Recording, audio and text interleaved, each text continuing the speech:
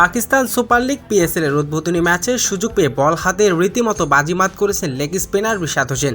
Pakistan super league PSL এ 4 over বল করে 20 রান দিয়ে 5 উইকেট শিকার করেছেন রিশাদ।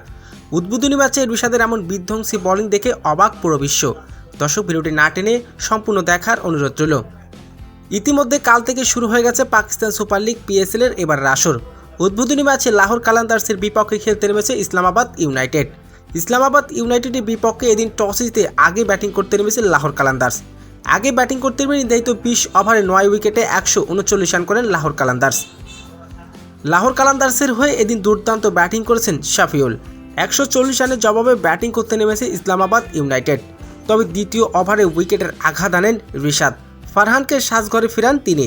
এরপর একের পর এক উইকেট তুলে নেন বাংলাদেশের লেগ স্পিনার রিশাদ হোসেন। এদিন পাকিস্তান সুপার লিগ পিএসএল এ 4 ওভার বল করে 20 রান দিয়ে 5 উইকেট শিকার করেছেন রিশাদ। রিশাদের এমন বিধ্বংসী বোলিংয়ের দিনও জয়ের দেখা পায়নি লাহোর কালান্দার্স। আর এদিন 2 ওভার হাতে রেখে জয় নিশ্চিত করেছেন Islamabad united. Pakistan super league PSL এ দিন সুযোগ পেয়ে রীতিমতো বাজিমাত করেছেন রিশাদ।